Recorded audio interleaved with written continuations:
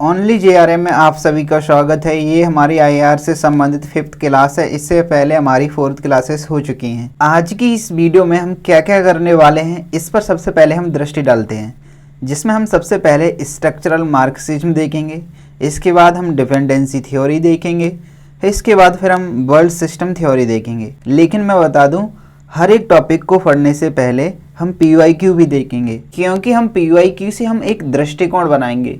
यानी कि इस टॉपिक से ये प्रश्न पूछे जाते हैं, इतनी गहराई में पूछे जाते हैं, तो हमें इस टॉपिक को भी इतना ही गहराई में या इतनी ही क्षमता के साथ पढ़ना चाहिए। तो चलिए अब स्ट्रक्चरल मार्क्सिज्म को समझते हैं। लेकिन आप में से कुछ ऐसे लोग होंगे जो मार्क्सवाद को ही नहीं जानते होंगे, लेकिन कुछ ऐसे लोग होंगे जो मार्क्सवाद को जानते होंगे।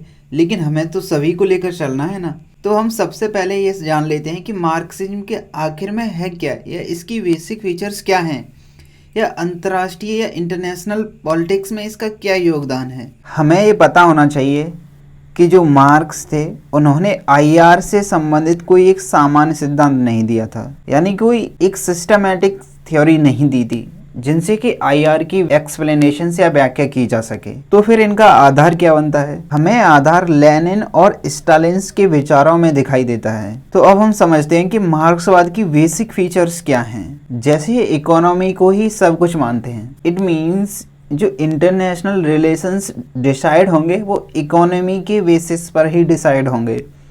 ये क्लास की बात करते हैं कि जो विश्व है ना, क्लास में बटा हुआ है।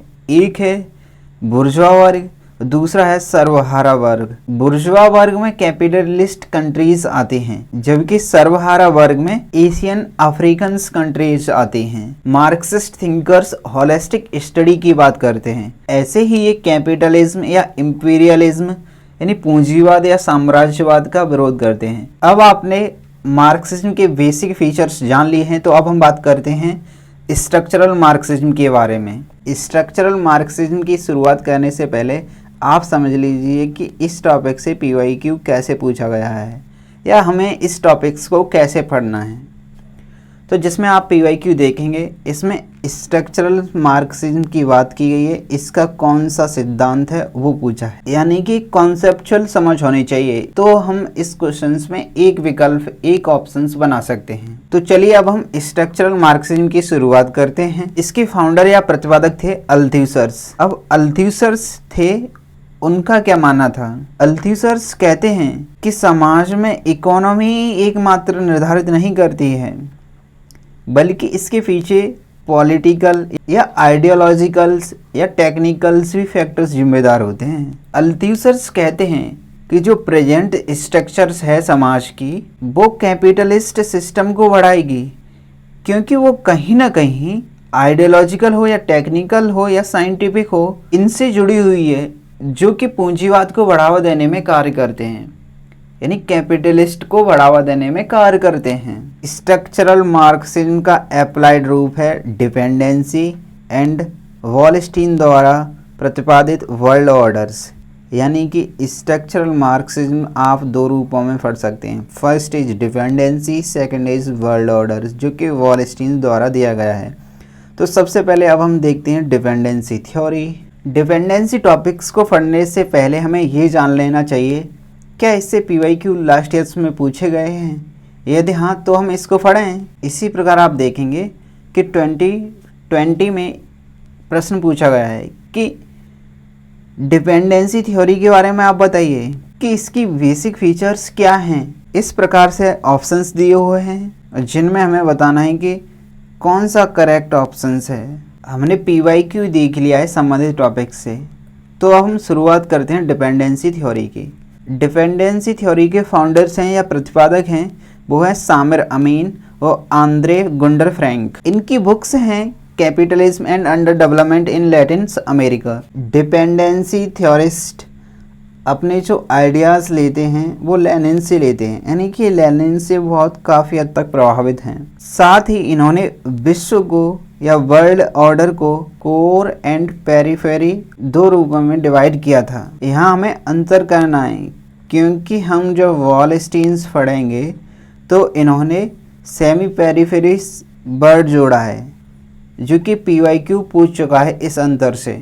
डिपेंडेंसी थ्योरिस्ट के अनुसार जो कोर कंट्रीज हैं वो एक्सप्लॉइट्स करती हैं पेरिफेरीज का, यानी कि कोर पर्दी का शोषण करती हैं, जिसका कारण है इनइक्वालिटी ऑफ एक्सचेंज, यानी कि जो ट्रेड है वो अनफेयर है, ट्रेड की कंडीशंस हैं वो अनफेयर हैं। डिपेंडेंसी थ्योरिस्ट के अनुसार जो तीसरी दुनिया के देश हैं वो अविकसित नहीं हैं बल्कि अल्प विकसित हैं। अब हम बात करते हैं वर्ल्ड सिस्टम थ्योरी की, जो कि वॉलस्टीन्स के द्वारा दी गई थी। इस थ्योरी को समझने से पहले हम ये जान लें कि इस टॉपिक से PYQ की क्या थीम है। तो ज़रा देखिए आप, 2021 में PYQ पूछा गया है इस टॉपिक से संबंधित। इसमें आपको फीचर्स दी गई हैं और ये बताना है कि कौन सा इनमें से करेक्ट ऑप्शंस है। सो यदि आप इस टॉपिक्स को पढ़ लें तो आप इस प्रश्न को कर सकते हैं।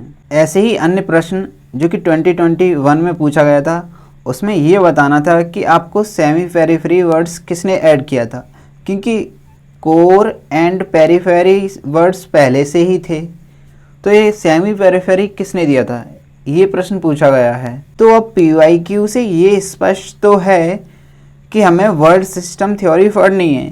तो चलिए वर्ल्ड सिस्टम थ्योरी की शुरुआत करते हैं, जो कि वॉलस्टीन्स के द्वारा दी गई थी। इनकी कुछ बुक्स हैं जो आप देख सकते हैं।